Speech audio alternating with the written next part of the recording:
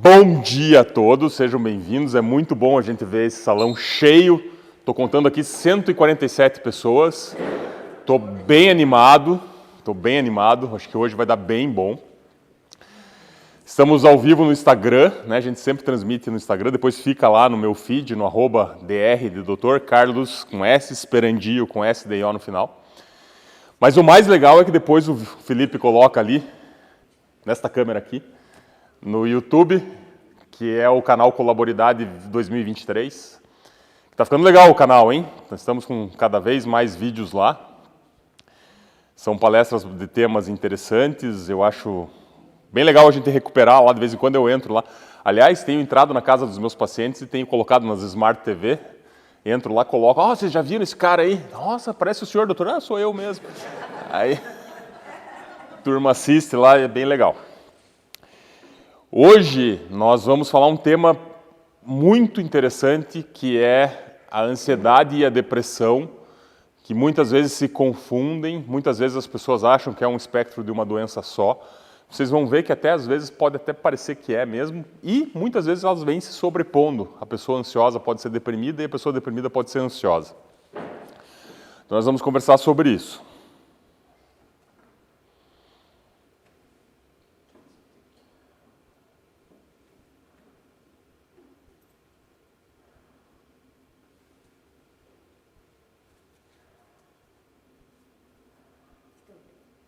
Isso é um teste para ver quem que é o mais ansioso da turma. Dona Lise ganhou. Eu tinha combinado com o Felipe que eu ia ficar quieto até alguém se pronunciasse. A gente deu o troféu, por enquanto, da ansiedade para Dona Lise. O que aconteceu? Então. A gente tá, era um teste. É.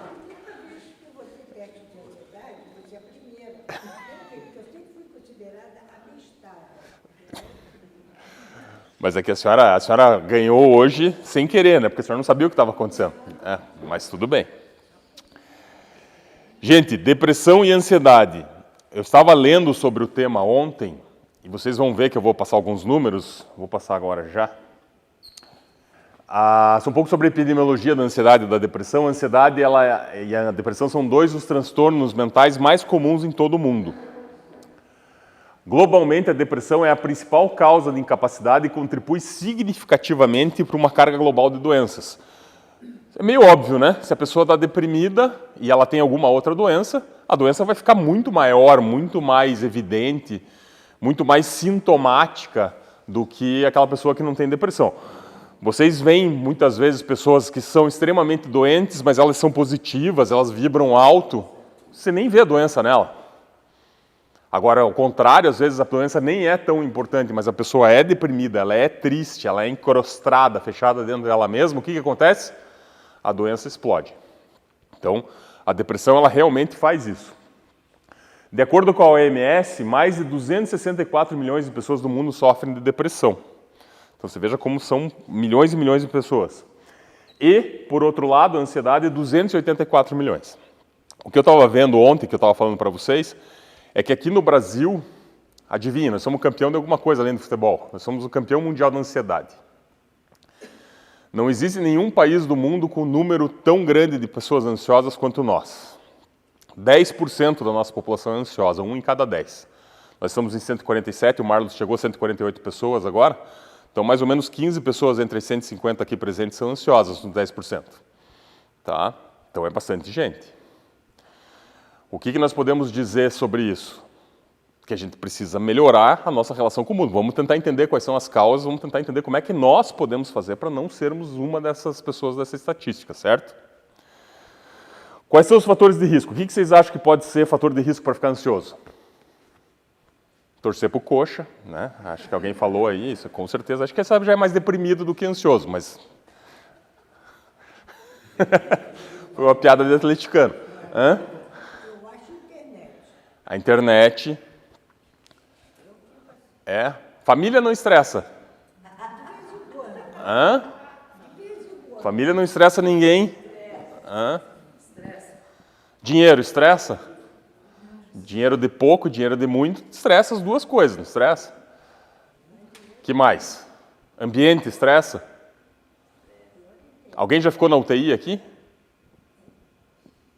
O ambiente da UTI é bem tranquilo, né? Não tem barulhos, apagam a luz, a turma da noite, de madrugada, acha que é uma festa, não é isso? Hã? Então o ambiente não estressa. Então vamos ver as causas aqui, ó, os fatores de risco, para a gente ver aqui. Histórico familiar, então quem tem na família ansiedade e depressão, a chance de ter depressão e ansiedade é grande. Transtornos psiquiátricos correlatos, né? Então, obviamente, se a pessoa já tem algum diagnóstico de qualquer fobia, qualquer transtorno social, né? Ou transtorno bipolar, ou histórico de depressão prévia, isso pode trazer mais depressão, mais ansiedade. Estresse crônico. Estresse crônico é uma das causas de depressão. A gente sabe que a pessoa que é muito estressada, ela pode ficar muito ansiosa ou pode ficar muito deprimida. Então a gente tem que diminuir. Nós temos respostas, né? É muito comum lá no meu consultório as pessoas chegarem sempre achando que elas têm que fugir ou lutar. Aquela história da época que a gente estava nas cavernas ainda. Algumas pessoas ainda estão nas cavernas, né? Mas nós não, a gente evoluiu um pouquinho. Mas você olha para o lado, às vezes você vê pessoas que não saíram da caverna, se é que vocês me entendem.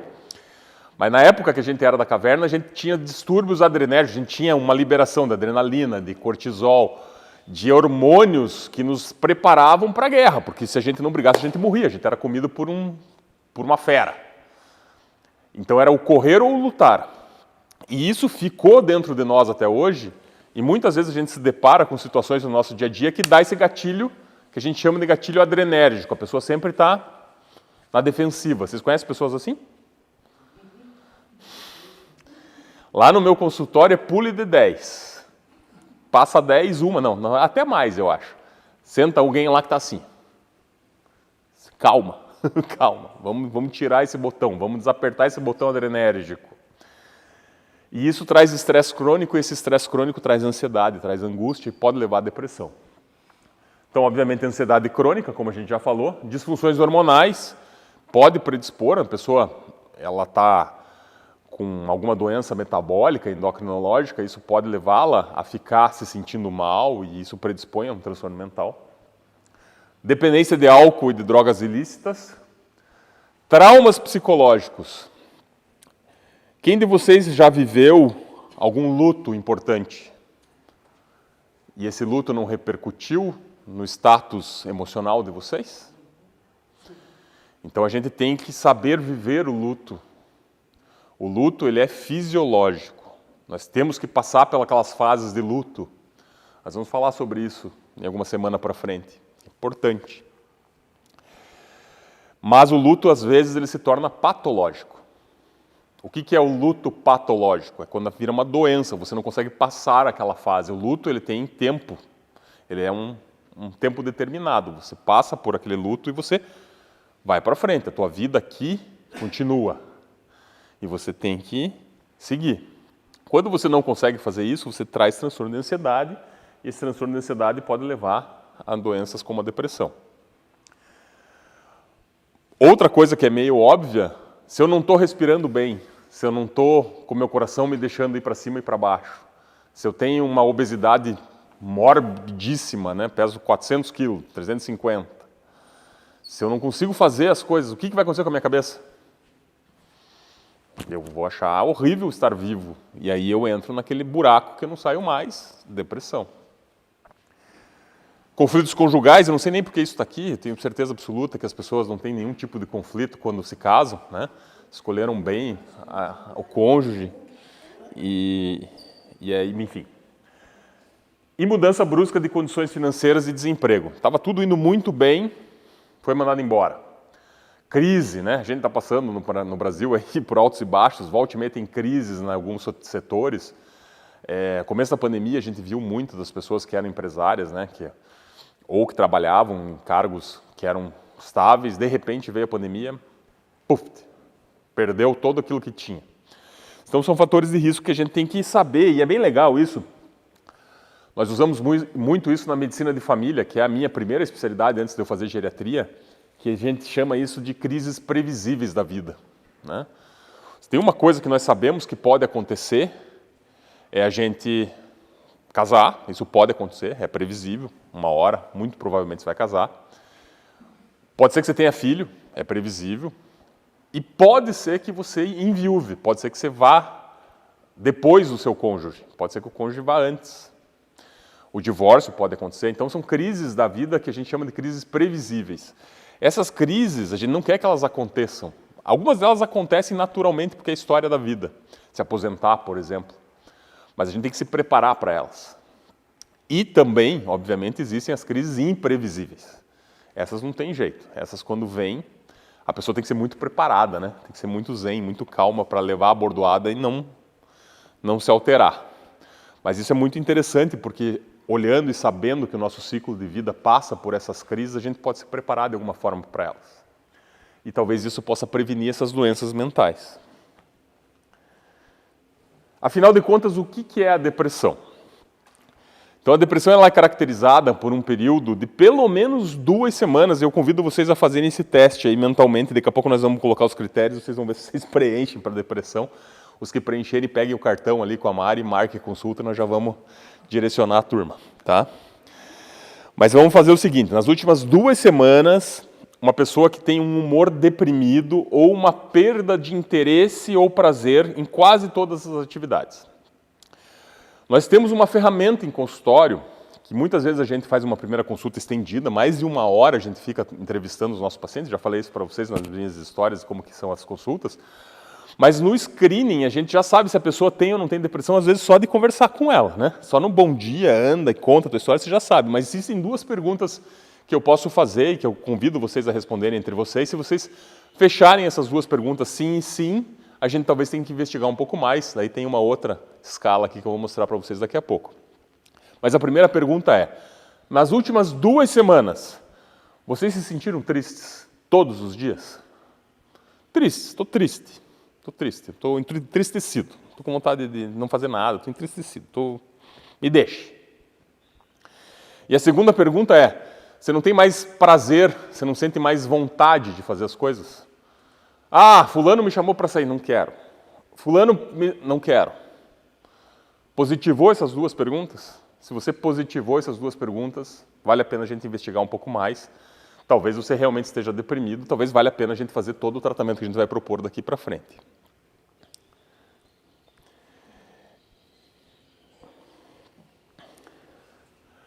Então, assim, falando um pouquinho sobre prevalência ainda, voltando um pouquinho para trás.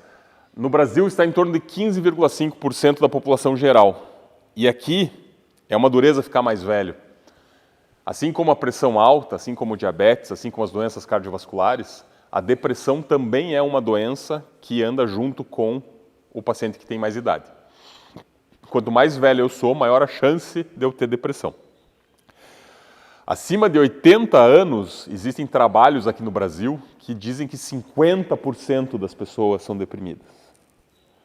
Então, não é o fato de você estar velho não é sinônimo de estar deprimido.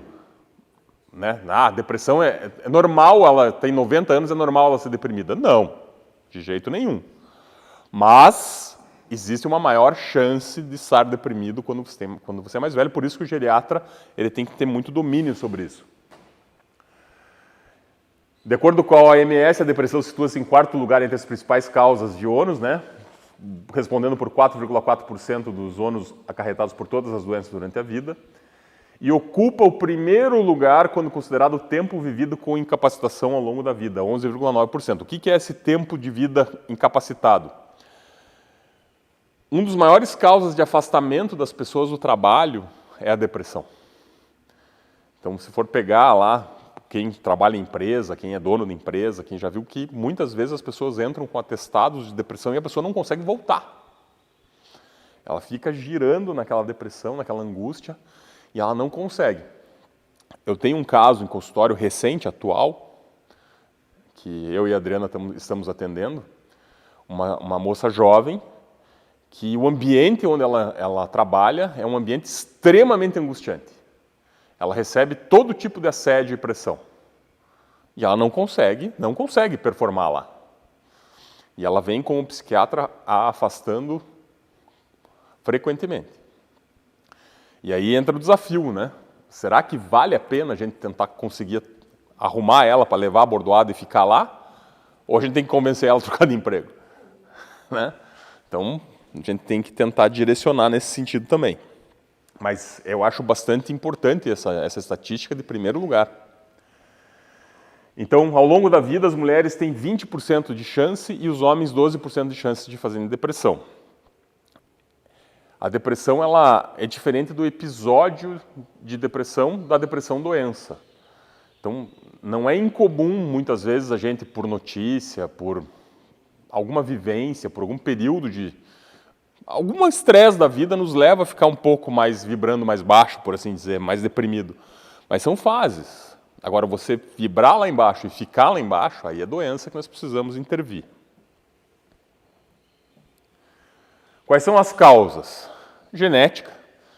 Então, a genética tem bastante importância nesse sentido. Então, se você tem na família casos dos teus pais, dos teus tios, dos teus avós, que são mais tendentes a serem deprimidos ou que usavam remédios antidepressivos, existe uma chance maior de você ser deprimido também. Isso serve para nós, médicos, também analisarmos qual é a melhor ferramenta terapêutica medicamentosa. Você teve depressão na tua família? Tive. Qual foi o remédio que teu pai usou? Ah, meu pai teve. Qual foi o remédio que teu pai usou? Mirtazapina, que é um tipo de antidepressivo, nós vamos conversar um pouquinho daqui a pouco. Ah, foi bom para ele? Foi. Tirou com a mão a depressão. Então, provavelmente a mirtazapina é bom para você também. Hoje, nós temos testagem genética bastante interessante, que eu consigo saber qual é o melhor remédio para você e qual não é.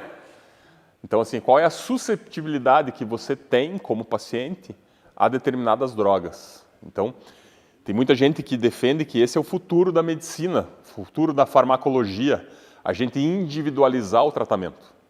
Eu vou fazer a análise da dona Francisca e a dona Francisca vai me dizer um painel aqui, genético, de qual é o remédio para ela.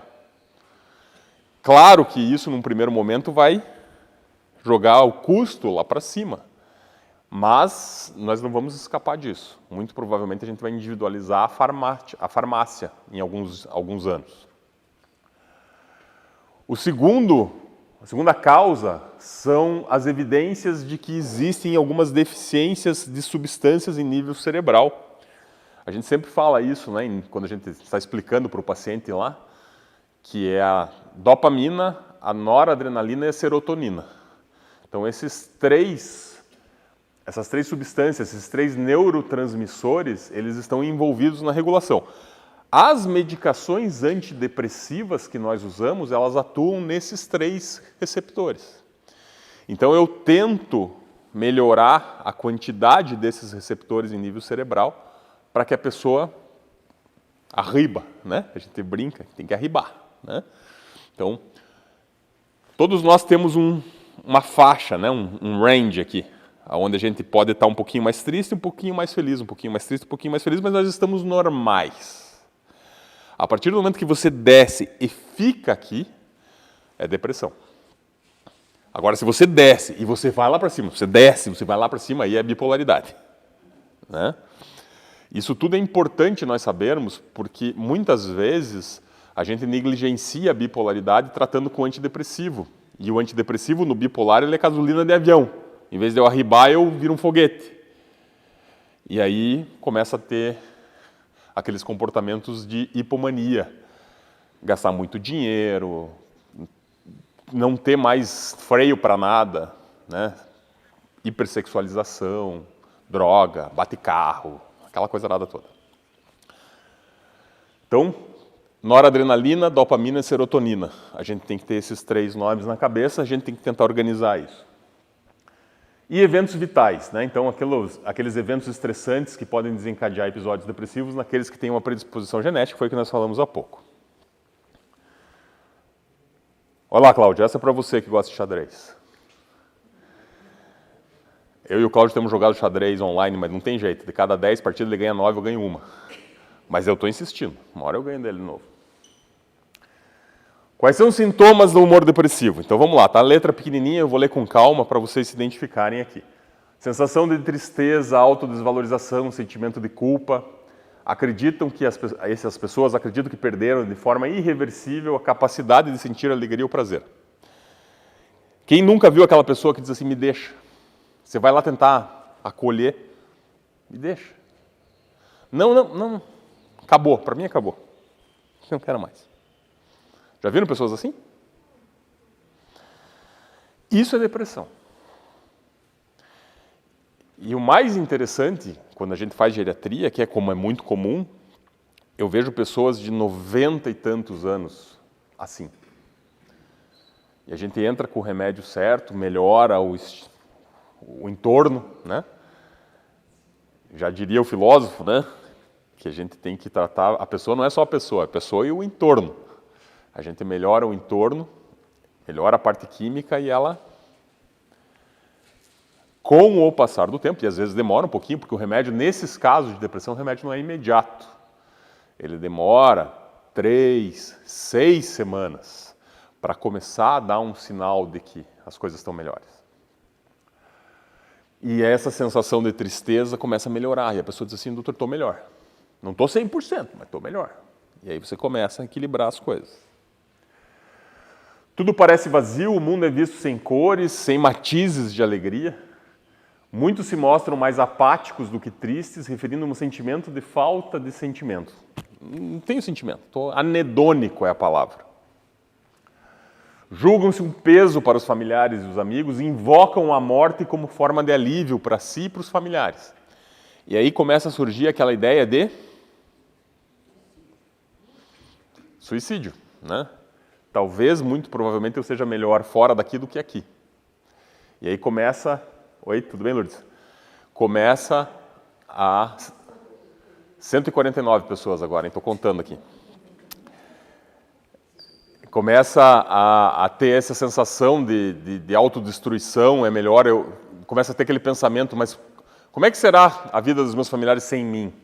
Acho que é melhor, acho que eu sou um fardo. E isso é muito comum, extremamente comum na depressão geriátrica. O paciente já está lá na fase final da vida. Você, não, mas eu já ia viver mais uns anos só, se eu for embora agora, eu acho que eu vou me aliviar. Aí começa a confusão, que nós não deixamos isso acontecer, as pessoas têm que ir na hora certa. Você está aqui ainda é porque tem função. Né? Não pode acelerar nada, tem que ser na hora certa. Lembre-se que nós, geriatras, somos controladores da alfândega de saída, né, seu Isaías? O senhor que gosta dessa. Só vai embora quando a gente carimba o passaporte. Então, nada de querer adiantar as coisas. Fazem avaliação negativa acerca de si mesmo, do mundo e do futuro. Percebem as dificuldades como intransponíveis, tendo o desejo de pôr fim a um estado penoso. A gente vê isso muito comumente naquelas dores crônicas. E a depressão ela é o equivalente a uma dor crônica. A pessoa não melhora, não tem remédio para aquilo.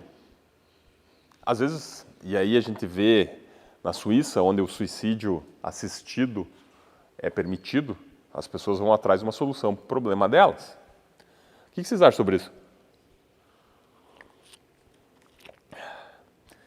Cada um tem uma filosofia, uma crença, e agora a gente não consegue dissociar, nesta pergunta, dissociar nossa crença religiosa, espiritual, da solução do problema.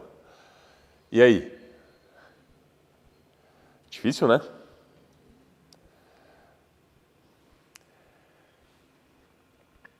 Os pensamentos suicidas variam desde o desejo de estar morto até planos de como se matar. E a gente faz no consultório todo um inquérito, né, todo um questionário sobre o que passa na cabeça dessas pessoas quando elas estão lá na nossa frente. Eu fico pensando que talvez fosse melhor eu não estar mais aqui. Ok. Eu estou planejando pular embaixo do ônibus. Eu estou planejando pular janela do meu 15º andar. Aí já é diferente. Uma coisa é a pessoa se imaginar não estar aqui, que é grave, mas uma outra coisa muito mais grave e que soa 10 sirenes no consultório, vermelhas, de alto barulho, é quando a pessoa já está planejando como se matar. Aí é uma emergência e nós temos que tentar buscar auxílio psiquiátrico de imediato. Não podemos deixar isso acontecer, porque ela sinaliza para nós que ela está pensando em fazer aquilo. Eu digo para vocês que uma das minhas maiores missões que eu consigo fazer é detectar essas pessoas no Facebook. Eu já fiz isso 3 vezes. As pessoas postaram alguma coisa ali que mostrou para mim que ela ia fazer alguma cagueta. Essa aí mesmo.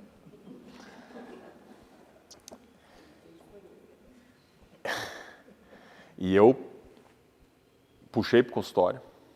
Não conheço, tipo, era amigo virtual, assim, tinha conhecido, convivido em algum ambiente, em algum momento. Puxei pro consultório e intervi. E a pessoa não fez. E ela verbalizou para mim que se não fosse por aquela consulta, depois ela tinha ido. E é muito legal isso, porque isso não precisa ser médico para fazer. Então, às vezes, vocês podem detectar no meio de vocês aquelas pessoas que estão sinalizando que elas não estão bem, não estão nada bem. Inclusive colocou lá, puxa, eu acho que era melhor eu não estar aqui. Opa, vem cá. Vamos arrumar isso aqui. Então, é muito interessante o quanto a gente consegue fazer pelo outro, né? Eu acho bem válido isso. Então, esses pensamentos devem ser sistematicamente investigados, principalmente naquele paciente que você já sabe que ele é deprimido, tem um humor deprimido, etc. Outras coisas que podem aparecer. A pessoa está lenta. Você está acostumado a ver aquela pessoa se mexendo, fazendo, indo para cima e para baixo, de repente ela está lentificada, não está conseguindo fazer as coisas. Demora 2 horas para se arrumar, mesmo sendo mulher. Né?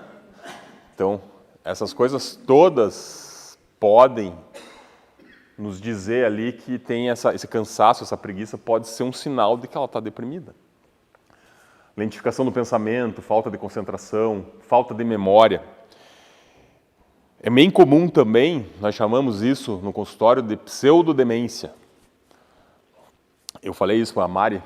A Mari trabalhou comigo no começo, assim, eu fazia umas analogias com os pacientes, ela falava assim, nossa, essa vai para o livro. Muitas vezes a gente chega na casa de um paciente de muita idade e está o caos. E o paciente não está bem, a memória não está funcionando, e aí todo mundo acha que é Alzheimer de cara. E a primeira coisa que nós temos que fazer é limpar as coisas. Tudo que é possível de eu identificar e tratar, eu tenho que melhorar. Não dorme direito, vamos arrumar o sono. Está tomando um monte de remédio que não era para tomar, vamos tirar. Está com a tireoide descontrolada, tem uma infecção de urina que não está bem tratada, tem um monte de coisa que a gente tem que ver primeiro, inclusive a depressão. Está deprimido e eu não estou conseguindo tratar. Quando eu tratei isso, espero 4 a 6 semanas, estou com tudo organizado, aí eu vou ver como é que está a memória. E não é raro nós vermos que o paciente está bem. Não era Alzheimer, era a falta do ajuste fino de todo o resto. E aí o que eu falei para a Mari, que a Mari falou que vai para o livro, é como se nós pegássemos uma moeda e essa moeda tivesse toda encrostada de sujeira. Eu sei que é uma moeda, eu sei que tem um problema de memória, mas eu preciso limpar essa moeda para dizer o que é a moeda. Aí ela olhava para mim e falou assim, nossa, essa foi boa. Eu falei, foi mesmo, vai para o livro. Então, a ideia nossa é justamente essa. Sempre que nós pegamos um paciente de mais idade que tem algum distúrbio cognitivo, nós precisamos organizar tudo para depois fazermos o diagnóstico. Correto?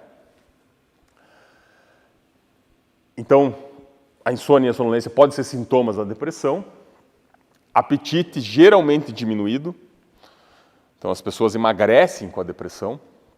Eu já falei aqui, vou falar de novo, eu tenho um caso clássico de um paciente meu de 80 e poucos anos, que no comecinho da pandemia, ele já vinha deprimido e passando despercebido aos olhos da família, e com a pandemia ele afundou. E ele chegou para mim no internamento com 40 quilos, 1,80 m de altura, 80 e poucos anos. Todo mundo que olhou no internamento, inclusive eu, falou assim, acho que ele vai morrer. Ele está extremamente fragilizado. Só que vocês já me conhecem. Eu tinha que ter diagnóstico, porque sem diagnóstico não tem prognóstico. Não é essa a minha frase que vai para a minha lápide? Então vocês lembrem aí, está gravado. Sem diagnóstico não tem prognóstico. E eu não sabia o que estava acontecendo com ele. O que eu fiz com ele? Passei uma sonda nasointeral, alimentei, chamei a família, virei ele do avesso para descobrir se tinha algum quadro oncológico, algum quadro consultivo, estava consumindo ele, não tinha nada. Acertamos os remédios porque era depressão, depois nós tiramos a história com o filho bem certinha e era depressão. Acertamos a medicação e esse paciente hoje, 6 anos depois, está vivo, pulando, conversando, viajando para a Europa. Então, é uma questão de acertar o diagnóstico. O apetite, como vocês podem ver, ilustrado por esse caso, ele normalmente baixa. Mas tem alguns pacientes que viram comilões. Então, também tem os obesos por depressão. Redução do interesse sexual.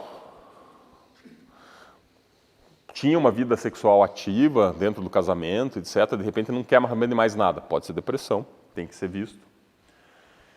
E as dores e sintomas físicos difusos, como mal-estar, cansaço, queixas digestivas, dor no peito, taquicardia, sudorese. Isso é muito legal quando você conhece o paciente. Você está com ele na mão, você tem a história cardiológica dele, você sabe que ele não tem nada na coronária, mas ele está lá. Ai, que dor, acho que eu estou infartando. Você está brabo com o teu neto que não te liga, você está brabo com o teu negócio que não deu certo, você está deprimido porque você não sei o quê, não sei o quê. Você conhece o paciente. Essa é a parte mais maravilhosa de ser médico geriatra, médico que vê um todo, né? Então nós conhecemos a história dos nossos pacientes. Ao conhecermos a história, a gente identifica de maneira mais rápida, correta e direciona. E já sabe que não é nada orgânico.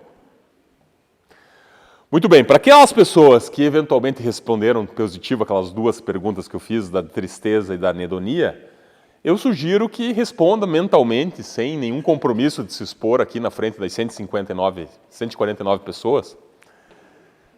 Chama Escala de Depressão Geriátrica, GDS, tá? Então prestem atenção lá. Se vocês não estão enxergando, eu vou ler. Respondam com vocês aí. Está satisfeito com sua vida? Se a resposta for não, você tem 1 ponto. Vai somando esses pontos aí. Diminuiu a maior parte de suas atividades e interesses? Isso considerando sempre as últimas 2 semanas, certo? Se for positivo, 2 pontos. Sente que a vida está vazia? Sim, ponto. Você se aborrece com frequência? Se torcer para um time verde e branco da capital, já... Você se sente bem com a vida a maior parte do tempo? Aqui é o contrário, né? Se você se sente bem a vida a maior parte do tempo, se você fizer não, é 1 ponto. Você teme que algo ruim possa lhe acontecer? Sim, mais 1 ponto. Estão contando aí? Você se sente feliz a maior parte do tempo? Se for não, 1 ponto. Você se sente frequentemente desamparado? Sim, 1 ponto. Você prefere ficar em casa do que ter que sair e fazer coisas novas? Sim, 1 ponto. Acha que tem mais problemas de memória do que a maioria das pessoas da sua idade? Sim, 1 ponto. Acha que é maravilhoso estar vivo agora? Agora na minha palestra? Não, nas últimas 2 semanas. Agora na minha palestra vocês fazem, não, eu quero ir embora daqui, vocês estão... Vale a pena viver como vive agora, nessas últimas 2 semanas? Então essas 2 últimas é não, tá? Se não, pontua. Você se sente cheio de energia? Se for não, 1 ponto. Você acha que a sua situação tem solução? Não, 1 ponto. Acha que tem muita gente em situação melhor do que você? Ah, tem muita gente que está melhor do que eu. Então, ponto no sim. Se você respondeu mais do que 5 perguntas pontuando, mais do que 5 das 15, você tem que procurar ajuda.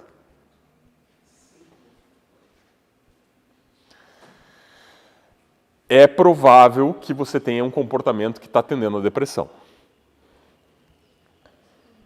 Alguém tem uma dúvida aqui? Muitas dúvidas, não quero falar agora. Tem horário para agora à tarde no consultório, doutor? Bom, quando a gente fala do tratamento, a gente passa pela farmacoterapia. Então, é bastante interessante a gente parar um pouco para falar de remédio. Embora aqui a gente tenha um público leigo, eu tenho que dar a vocês instrumentos para que vocês saibam lidar com isso e com os médicos de vocês. Existem mais de 30 tipos de antidepressivos no mercado. Todos eles têm estudos comprovando que eles são eficazes. Para tratar a depressão, todos os mais de 30 são eficazes. Como que nós, médicos, escolhemos qual destes mais de 30 é ideal para cada um, para A, para B, para C, para quê? Como? Então vai muito da história genética, que eu comentei há pouco, que talvez a gente possa fazer testagem ou ver se algum dos parentes diretos já usaram e responderam. Ou, o que é mais na prática a gente faz, é escolher o remédio pelo efeito colateral que ele traz. Tenho remédios que eu uso que são remédios que dão mais sono. Então, para aquela pessoa que tem insônia, esse remédio é melhor. Por um outro lado, eu tenho remédios que arribam a pessoa. Opa, talvez para essa pessoa seja melhor. Tenho remédios que diminuem a dor no corpo. Opa, tenho remédios que aumentam o apetite. Tenho remédios que diminuem o apetite. Então eu vou escolhendo o antidepressivo conforme o efeito que eu quero que ele tenha, além de ser antidepressivo para aquela pessoa. Correto? Então, é assim que a gente escolhe os remédios. Coloca o remédio, e existe uma velha máxima na geriatria, brilhante, que quem bolou foi um gênio, que é comece com pouco e vá devagar. Do inglês é start low, go slow. Então, a gente sempre vai com dosezinha pequena para chegar na dose alvo. Aí os meus pacientes falam assim, doutor, mas era 37,5, agora é 150, não vai fazer mal? Não, a gente começou com a dosinha pequenininha para chegar lá. Então isso é uma coisa comum. E outra coisa, os antidepressivos, eles não são equivalentes. Então às vezes eu uso 10 miligramas de um e uso 150 do outro, mas não quer dizer que o de 150 é muito mais forte do que o de 10. Isso a gente tem que ter na cabeça de que cada droga é uma droga, cada dose é uma dose. Dá para associar antidepressivo? Dá. A gente pode fazer isso. E a gente usa essas drogas para que a gente tenha uma potencialização para o paciente ficar mais arribado, certo? Qual é a coisa mais importante aqui? Os remédios têm, na geriatria e em toda a medicina, eles têm tempo para entrar, tempo para ficar e, eventualmente, tempo para sair. Se não for ali colocado uso contínuo, você que tem, por exemplo, quem teve problema coronariano tem que tomar uma aspirina o resto da vida, certo? Então tá lá, uso contínuo. Os remédios diabéticos para diabetes, quem usa remédio para diabetes, uso contínuo, não dá para tirar. Agora, antidepressivo, a depender da melhora clínica, a depender da melhora do entorno, existe a possibilidade da gente pensar em tirar. Se você usa antidepressivo por mais de 12, 15, 18, 24 meses, a não ser que você esteja vivendo um momento muito desinteressante e contínuo da tua vida, vale a pena a gente repensar a estratégia da medicação. Claro que podem existir recorrências, reincidências, reagudizações da doença. E aí a gente tem que ir junto com o paciente. Então, é importante nós termos essa visão, certo? Muito bem, da parte medicamentosa eu acho que seria isso. Aí tem a parte que é o outro pilar do tratamento da depressão, então tem a farmácia de um lado e tem a terapia do outro. Existem várias ferramentas de psicoterapia que são bem interessantes e que normalmente o paciente põe os dois pés para trás, não gosta. Ah, psicólogo, tem que ficar falando do meu passado, tem que contar minha história, eu não quero. Gente, é importante você arrumar o teu pensamento, a tua forma de pensar. Várias e várias vezes, nós vamos falar um pouco mais sobre isso na ansiedade, mas já começando aqui dando um spoiler da próxima metade do que eu vou falar. O cérebro ele tem um problema gravíssimo, o nosso cérebro. Tem a comissão celestial lá de projeto, né? Quem projetou o corpo humano errou no cérebro. Porque o cérebro, como a gente conversava ontem, né, Teri e Sérgio, o cérebro ele não consegue discernir o que aconteceu 20, 30, 40, 50, 60 anos atrás do que está acontecendo agora e nem do que está acontecendo, que pode vir a acontecer no futuro. Para o cérebro é tudo agora. E o agora, ele gera processos enzimáticos em nível cerebral que nos dá descargas. Se eu estou preocupado com o que vai acontecer no futuro, eu vou ficar preocupado agora. Se eu estou preocupado com o que aconteceu lá atrás, eu estou preocupado agora. E isso tudo gera respostas no agora. E eu gerando respostas que não são boas, que são adrenérgicas, que são angustiantes, como é que eu estou agora? Então eu preciso desligar isso. Eu preciso aprender. E aí a psicoterapia, uma das formas é a terapia cognitivo-comportamental. Eu vou instrumentalizando o meu paciente a aprender a pensar como esse cérebro vai responder. E eu vou guiando essa resposta. Eu acho isso o ó do Borogodó. Consigo fazer? Não. Mas tento, né? Sei que existe, a gente tem que tentar ir melhorando e a gente vai... E isso vale para todos nós que queremos nos elevar, né? Não é aquela história? O cara me fechou lá. Ontem aconteceu. Tomei uma fechada num caboclo lá, mas eu fiquei louco. Aí o que eu fiz? Respirei. Falei, deixa ele ir. Fosse alguns anos atrás, eu ia atrás, fechava o cara e tal. Não. Vai embora. Vai. Você usa o teu cérebro para diminuir o teu impulso. Você usa a tua cognição para diminuir o teu impulso biológico cerebral. Por quê? Porque é difícil. Você foi moldado, a tua vida inteira te moldou a você ter estímulo. Quando o cara te dá uma, o que você faz? Primeira coisa que você pensa, dá outra, devolve. Mas não é assim, certo? Então aí que a gente tem que melhorar. E as terapias todas funcionam baseadas nisso. Aceitar, mudar comportamento. Claro que tem um grupo aqui de intervenções, que são chamadas intervenções biológicas, que são extremamente interessantes, mas extremamente hostilizadas pelo leigo, pela opinião pública. Por quê?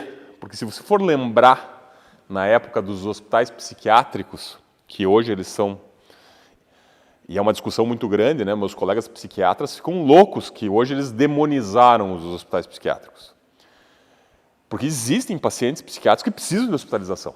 E a gente não consegue ter mais esse camal. É o hospital geral que tem que assumir isso, mas o hospital geral não tem competência para isso. Então fica uma... Agora, o jeito com que era, né? Não sei se vocês talvez não sejam de uma geração que não gosta de gibi. A minha geração adora gibi. O Asilo Arkham lá do Batman, só tinha os principais vilões lá, todos loucos no Asilo Arkham. E a gente tinha asilos que tinham pessoas que estavam lá por décadas, dezenas de anos lá, sem diagnóstico. E o que eu quero dizer que foi demonizado foi a eletroconvulsoterapia. Coloca-se eletrodos e dá choque na pessoa. Né? Choque. Você estimula ela a fazer uma eletroconvulsão. Como é que isso funciona? Vocês lembram nos computadores antigos, nos videogames, que tinha um botão chamado reset? Era o que a gente imagina, as pessoas fazem isso, né? Mais ou menos dando um reset em nível cerebral. Se eu estou falando que a serotonina e a dopamina na noradrenalina não estão bons, estão com distúrbio, através desse estímulo físico, eu consigo fazer com que eles voltem a uma normalidade. Tem uma super indicação para aqueles quadros extremamente graves de depressão. O paciente está catatônico, não tem o que fazer. Inclusive, recentemente, um colega psiquiatra renomado aqui de Curitiba me ligou perguntando se eu ainda internava. Ele queria internar um paciente do interior aos meus cuidados aqui, aquela história de não ter mais hospital psiquiátrico, tinha que ser hospital geral, para que nós fizéssemos eletroconvulsoterapia internado. O protocolo é de 2 semanas, fazendo a cada 48 horas. 48, 72 horas, não me lembro. Desculpem os colegas psiquiatras se eu estou falando alguma besteira, mas é mais ou menos esse protocolo que ele me passou que era. E esses pacientes, eles melhoram. Então, o que nós temos que ter em mente é que isso existe. Nós não estamos fazendo mal para ninguém. A gente está procurando tratar aqueles pacientes mais graves através de intervenção biológica. Correto?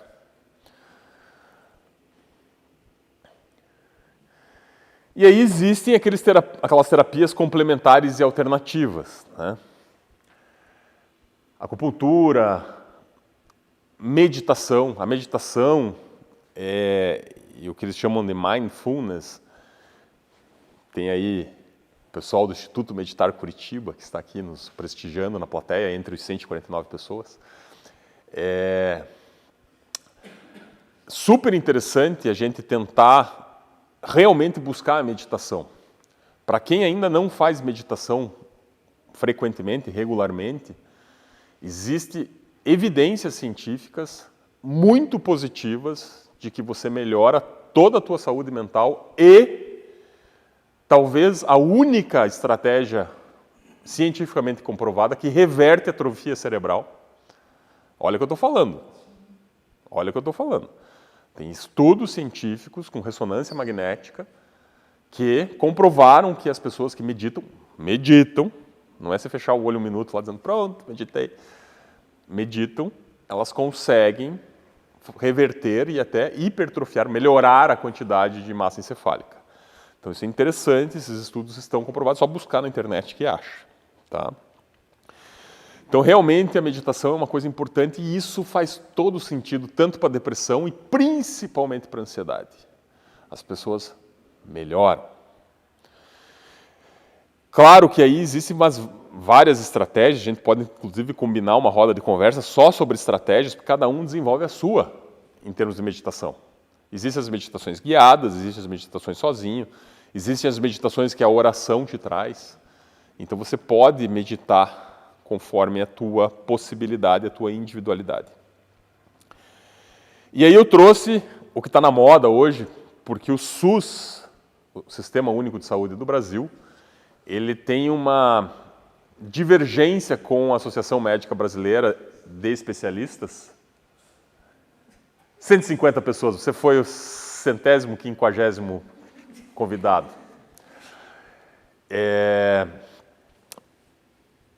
O SUS e as associações, a Associação Médica Brasileira, com as suas especialidades, discute muito a aplicabilidade científica das práticas integrativas e complementares, que é chamada de PICs. Existem 29 PICs pelo SUS, que eu pus todas as 29 aqui. E ontem nós estávamos discutindo que talvez eu não tivesse entendido, talvez a maior parte dos meus colegas não tenha entendido, porque quando eu ponho, por exemplo, a apiterapia, eu imaginei que fosse pegar mel, abelha, ficar lá. Não, né? Então tem o uso do mel, uma estratégia dietética. Tem, assim, como a gente não entende, a gente não pode julgar, né? Eu sou dessa teoria que eu acho que ela é muito válida.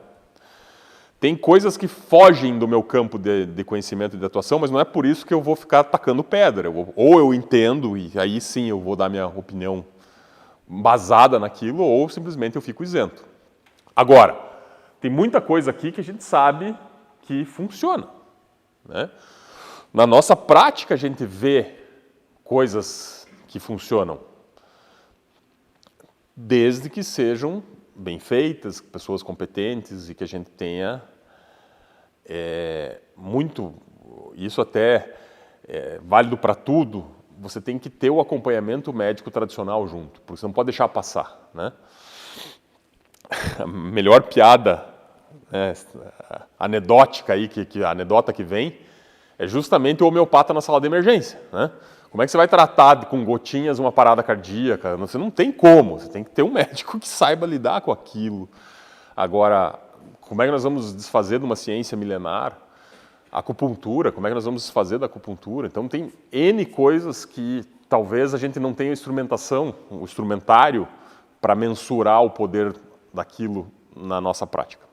Então eu prefiro dizer que existe. e a gente tem que tentar entender se isso é aplicável ou não. Claro que aquilo que nós falamos para vocês, de cada 10 palestras a gente fala 11 vezes, né? A gente tem que ter o exercício físico, tem que ter o exercício físico, tem que ter o exercício físico. E você acha que eu não falei ainda? Tem que ter o exercício físico, tá?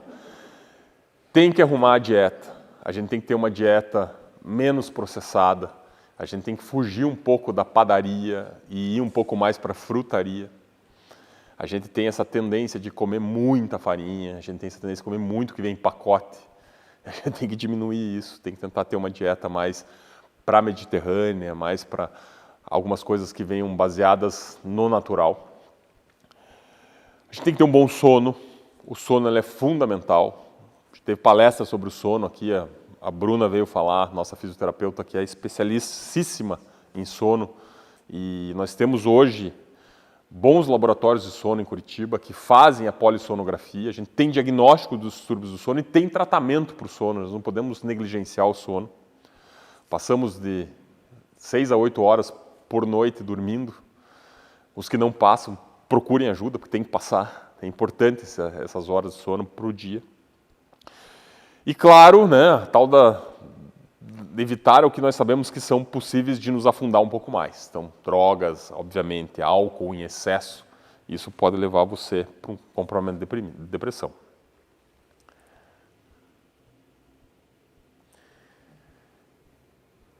Depressão foi isso. Agora vou falar um pouquinho sobre a ansiedade. A ansiedade, segundo o Manual de Diagnóstico Estatístico de Tratamento de Transtornos Mentais, que é o DSM-5, era o 4, agora é o 5, ele é caracterizado por sentimentos de preocupação, apreensão ou medo que são tão intensos, persistentes ou frequentes que podem afetar a capacidade de uma pessoa funcionar normalmente em seu dia a dia. Alguém se identifica?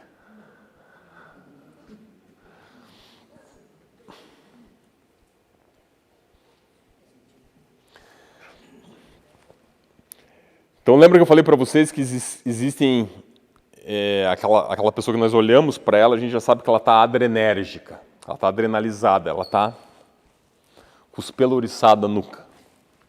Tá?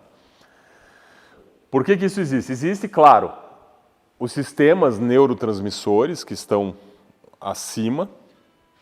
Então você tem esse sistema neurotransmissor e aí sim a gente tem o correr e lutar, que eu estava comentando lá no começo da nossa conversa.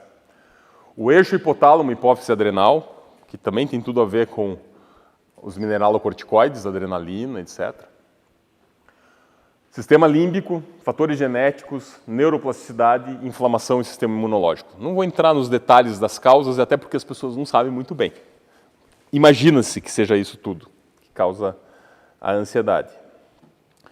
Existem subtipos da ansiedade, que eu acho legal trazer aqui para vocês saberem, que é o transtorno de ansiedade generalizada, que é o mais comum, que é aquela preocupação excessiva e crônica por vários tópicos, dificuldade de controlar essa preocupação, e tem sintomas físicos como fadiga, tensão muscular e perturbação do sono. Essa aqui é a mais clássica. Mas existe o transtorno do pânico. Alguns de vocês, se eu estou lembrado, me falaram alguma vez em consultório, e é comum em algum momento você ter tido pânico. Quem teve pânico sabe como é, que é aquele ataque súbito e intenso de medo. Não vou citar nomes, mas alguém aqui na plateia me contou. Tá bom, agora já que a senhora se identificou, vou falar que foi a senhora. Pegou o carro... Me lembro? Não conseguia ir para frente nem para trás. Pânico, pânico, pânico, não consigo fazer. Então são ataques súbitos e intensos de medo, palpitação, sudorese, tremor, sensação de asfixia, sufocamento. Consegue entender o que está acontecendo ali. O troço está tão embaralhado em nível cerebral que o corpo trava. E aí o que acontece? Que medo de ter de novo. Como é que eu vou falar aqui na frente de vocês se ontem eu tive um pânico? Já imaginou como é que se eu tiver lá? E daí começa a cabeça. Lembra que eu falei para vocês que não tem ontem, hoje ou amanhã? A pessoa começa... Então nós temos que identificar e tratar. Fobia social, medo intenso de situações sociais. Isso tem tudo a ver com a depressão, né? Por isso que eu falo para vocês que ela se sobrepõe. Tem muitas pessoas que adorariam estar aqui hoje, mas não vêm por quê? Ah, tem que sair de casa, tem que ficar lá no meio daquela gente. Não quero, né? Então essa fobia de estar numa situação social, ele evita, corre. Então tem a ver com a falta de vontade de sair de casa. Ansiedade em antecipação a um evento, uma situação social. Aquela história de antecipar, que nós falamos sobre sofrimento. Tem algumas fobias específicas, medo intenso e persistente de um objeto ou situação específica, por exemplo, aranha, altura. Os meus filhos têm um medo gigantesco de aranhas, pequenininhas inclusive. Aquelas aranhas que você faz com o dedo assim. E eu vou lá e mato com a mão, assim. Inclusive as marrons grandes eu mato com a mão, assim. Quem que é maior ali? Quem que tem que ter medo de quem? Hã? E a reação ao medo é tipicamente imediata e intensa. A pessoa entra em tilt. Com licença. Pois não. O medo que se tem atualmente também é de estar o dia inteiro escutando. Cuidado, não abre a porta para qualquer pessoa. Cuidado, não responda Perfeito. qualquer coisa no celular. Cuidado, veja, não para no cuidado quando parar no sinal. Não deixa o celular em cima, porque vão quebrar o vidro, vão roubar o celular. Então a gente passa o dia inteiro, cuidado, não abre a porta, cuidado. Isso aí vai também acumulando, porque na nossa infância isso não existia. Muito bem dito, dona Lise. Pegava a bicicleta, rodava quarteirões, né? Patins. Hoje em dia não pode chegar na esquina, que rouba uma bicicleta, rouba uma motocicleta. Então está vivendo uma época bem mais agressiva e violenta, né? Estamos vivendo uma época muito mais agressiva e violenta, mas não por isso não podemos deixar que ela seja maior do que nós. Ela não é uma aranha peluda gigantesca que está embaixo do travesseiro. Então o que a gente tem que fazer? A gente tem que se adaptar a ela, entender de que todo esse risco existe e diminuir a chance de que isso ocorra. Então a gente falava há pouco de manhã no café sobre deixar a televisão ligada no canal aberto. Você fica lá assistindo Cidade Alerta do Datena. Tragédia, tragédia, tragédia. Tá? Não, desliga essa porcaria, entendeu? Por quê? Porque eles estão vendendo para nós a angústia do sistema. E nós estamos comprando. Nós precisamos diminuir essa exposição ao ruim. O ruim existe, sim, ele existe. Você abre os portais de notícia, é tragédia atrás de tragédia. Tragédia vende, mas a gente não precisa comprar. Porque não pode haver censura, porque então pode botar o que quiser. Justamente, mas aí quem domina a mídia domina o mundo. Então é muito mais interessante nós deixarmos as pessoas com medo do que as pessoas... Ontem um colega, amigo meu, que é bem meu amigo, ele disse assim, eu sou a pessoa mais feliz do mundo. Porque eu não vejo nada. Eu estou no meu dia a dia, eu faço meu exercício, ele é médico, atendo meus pacientes, escuto as histórias dos pacientes. Às vezes, muitas vezes, ele fala para mim assim, muitas vezes eu sei do que está acontecendo por conta dos meus pacientes. Porque eu assisto o meu time de futebol, a televisão para mim é para futebol, faço meu exercício. Tem a rotina dele. O que acontece? Quando a gente tem muito tempo livre, às vezes a gente vai atrás de alguma coisa que nos nutra esse tempo, que nos preenche o tempo. E a gente tem que ser muito sábio nessa escolha. Porque essa escolha pode ter repercussões aqui, na saúde mental. Correto? E já que você tem muito tempo livre, eu adoraria ter muito tempo livre, porque eu ia fazer um monte de exercício, porque eu sei que exercício é uma baita de um tratamento. Reabilitação, exercício físico é ó. Né, dona Rita? Sim. Muito obrigado, senhora, a sua presença, minha atleta. Transtornos de ansiedade e de separação. Ansiedade ou preocupação excessiva sobre a separação de figuras de apego ou da casa. Medo de ficar sozinho ou sem cuidador em situações específicas. Preocupação com a possibilidade de perder grandes figuras de apego. Eu vejo isso aqui muito frequentemente e parece assim, cíclico. Chega pacientes de 90 e poucos anos com as filhas entre 60 e 70. 90 e poucos, 60 e 70. Duas idosas, certo? Aí a de 90, normalmente é aquela pessoa que sempre foi crica, mas ela era daquele jeito. E a vida levou essa pessoa, ela continua crica com 90 anos. Não aceita ajuda, quer ficar sozinha, não quer alguém limpando a casa porque ela acha que dá conta. Ela não precisa de cuidador, imagina a cuidadora. E a filha, sabendo que a mãe é desse jeito, ela não quer intervir. Ela quer deixar. Só que se preocupam. Como é que eu vou deixar a mãe sozinha se ela cai? Como é que eu vou deixar a mãe sozinha porque eu não sei se ela está comendo? E aí, quando você separa a mãe da filha, a mãe fala, estou preocupado com a filha. Você é a mãe, né? E aí fica aquela coisa. E aí como é que você faz? Senta com as duas, faz a cariação, se veja bem. Né? Temos que tentar ir até o limite da segurança. Uma das maiores dificuldades que nós, geriatras, temos é discernir qual é a linha que separa a autonomia da insegurança. Até onde pode ir sozinho e até onde que eu preciso de ajuda. Isso é um fator que causa ansiedade, correto? Tem uma outra paciente minha que tem 3 filhas. E essas filhas não respeitam a autonomia dela. E ela tem que fazer as coisas que ela quer. Ela é dona do nariz dela, ela pode fazer. E as filhas? Bam! Sem contar aquilo tudo que a gente já falou na parte do direito aqui, do idoso, que é o assédio, o uso fruto do que é do idoso por direito. Tem várias famílias, infelizmente, que têm geração de filhos e geração de netos que estão grudados na pensão da avó. E aí? Então isso é uma coisa que... E aí às vezes chega o paciente, eu acho que eu vou morrer, doutor. O que está acontecendo? Aí você vai tirando a história, você descobre que ela ganha 15 mil de pensão, mas não tem nenhum real que é dela. O cartão está com uma neta, tem que pagar 2, 3 aluguéis, tem que pagar não sei o quê. Entende?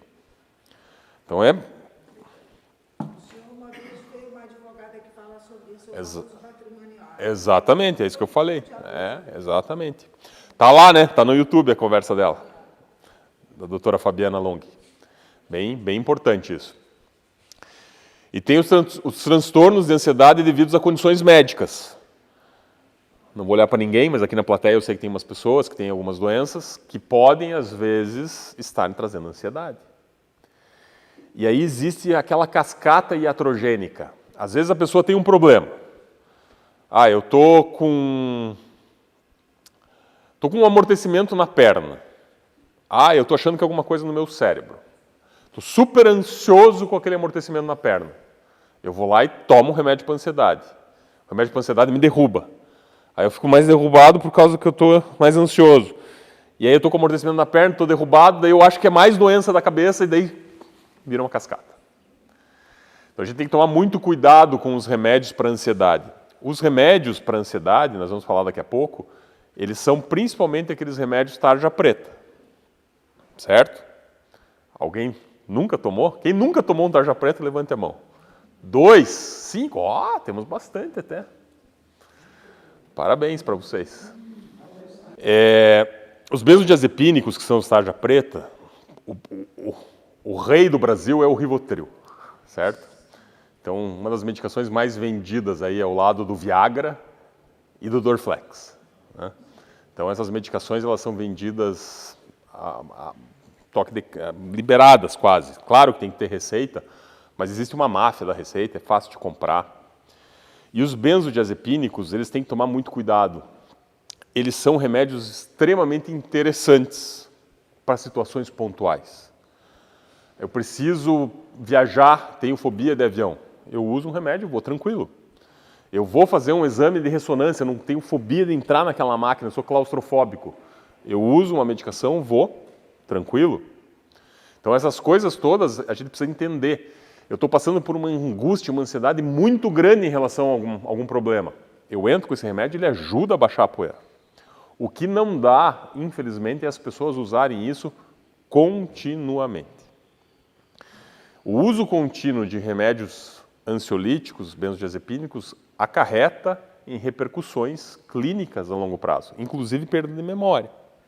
Então a gente tem que ter muito cuidado com o uso abusivo desses remédios. São remédios interessantes, desde que bem usados. E tem os transtornos de ansiedade induzidos por substância e medicação. É muito comum a gente ver algumas famílias terem usuários de maconha, cannabis ou drogas mais fortes que acabam levando a rompantes. Pessoas ficam extremamente angustiadas, ansiosas. E essa ansiedade não é só do usuário, ela traz ansiedade para a família inteira. Ele sabe o quanto isso é difícil.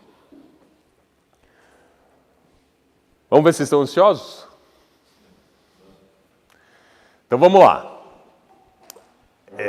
A ansiedade e a preocupação excessivas, expectativas apreensivas, elas ocorrem na maioria dos dias por pelo menos 6 meses, com diversos eventos ou atividades, tais como desempenho escolar ou profissional. Então, traz problemas para você no teu dia a dia. Está acontecendo isso nos últimos 6 meses? Esse é um critério. O indivíduo considera difícil controlar a preocupação. Não consigo controlar aquela preocupação, esse é mais um critério.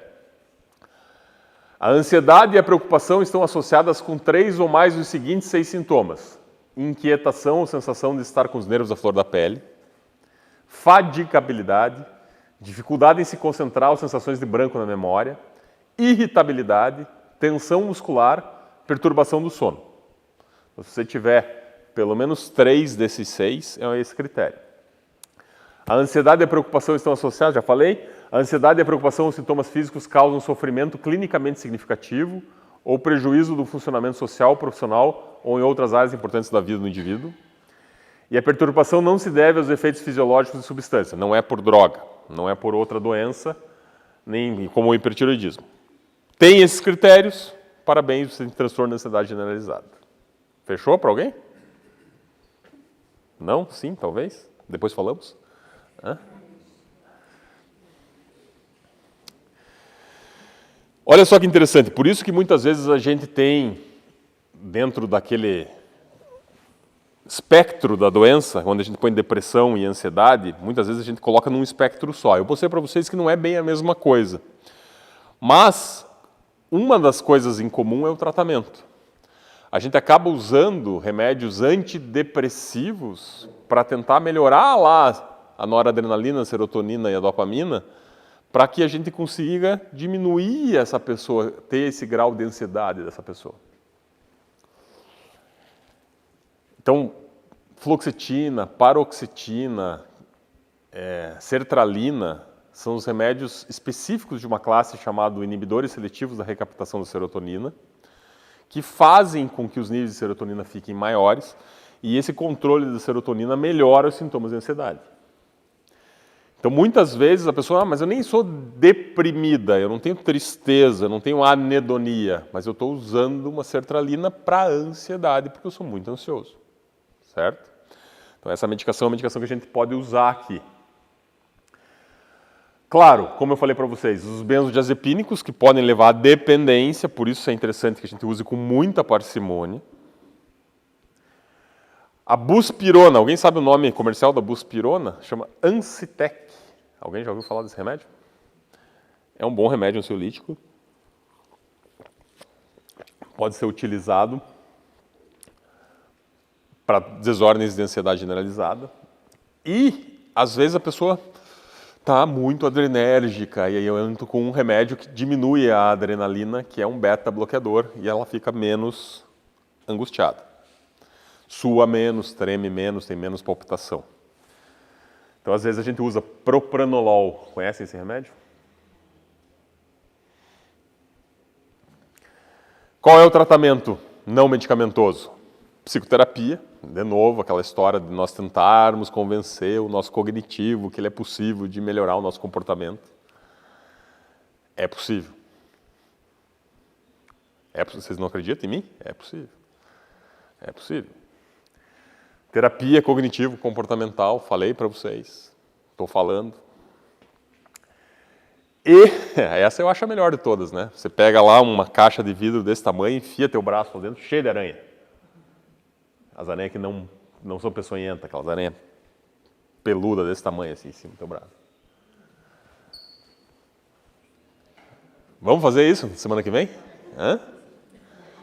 Quero voluntários. Quem põe o braço lá? Hã? Ah, Carlinhos, você e a Doda. Quero ver arrumar as aranhas. Claro que eu estou falando das aranhas, mas isso pode ser assim, eu tenho medo de falar em público. Vá lá e fala em público. Eu tenho medo de sair de casa. Vamos sair devagarinho. É a exposição que você vai diminuindo as fobias da pessoa, vai interagindo com o meio, vai fazendo com que ela fique menos adrenérgica, menos reativa àquela exposição. Então isso é bastante bacana, a gente pode fazer acontecer. E quando for assim, a pessoa deve insistir? Ou não? Ou retorna para dentro de casa? Eu acho que faz parte de um tratamento maior. Só isso, com certeza, vai causar mais angústia e vai ser negativo. Agora, se está sendo medicada, acompanhada, tem uma terapeuta, tem um psicólogo, tem um médico, ela está sendo conduzida pelo tratamento e a gente consegue ver que essa exposição vai ser benéfica. Tenho medo de dirigir, estou com pânico. Estamos medicando, vamos fazer uma programação, daqui a 2 ou 4 semanas a senhora entra dentro do carro, alguém do lado, não vai sozinha. Nós vamos trazendo condições de novo para a normalidade. Eu tenho um telefone que eu posso ligar caso dê algum problema. Eu estou instrumentalizada para conseguir buscar ajuda num momento que possa vir a acontecer.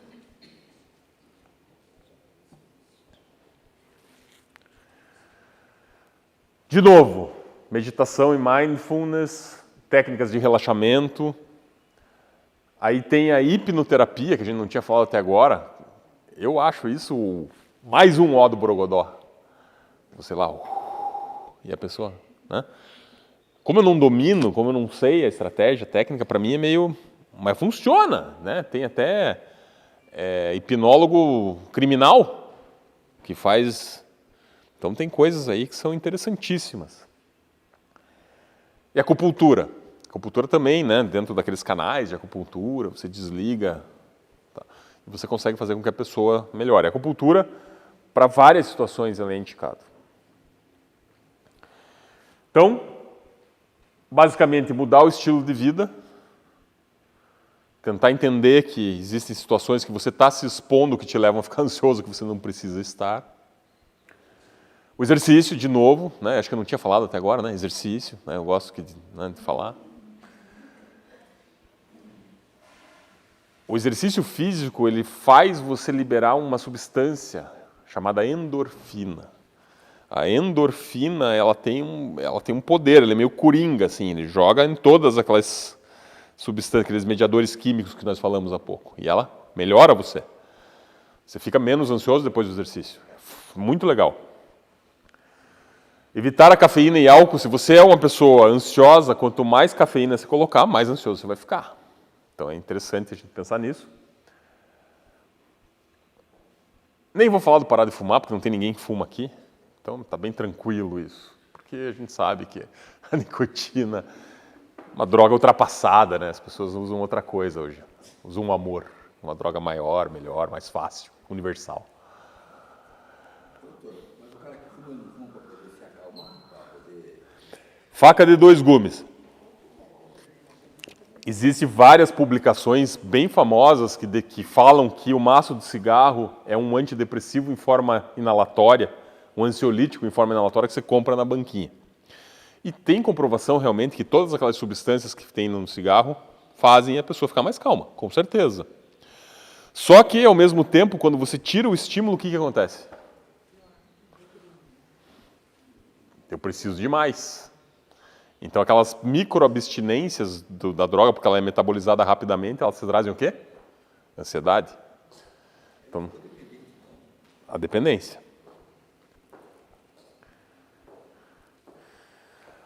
Isso que nós estamos fazendo aqui é um baita de um tratamento para ansiedade. Terapia em grupo. A gente está aqui, estamos conversando, estamos falando, cada um está trazendo a sua experiência. E isso é muito legal. Isso diminui a ansiedade. E claro que você tem aquelas intervenções de biofeedback e neurofeedback que fazem as psicólogas, que é muito interessante também. Que é você ensinar controle voluntário de funções. Então você entender que você consegue controlar a tua palpitação, que você consegue controlar o teu tremor, que você consegue controlar a tua sudorese. É muito legal quando a gente consegue fazer isso. Muito indiano, né? Muito hindu, né? Muito tibetano, né? Mas dá.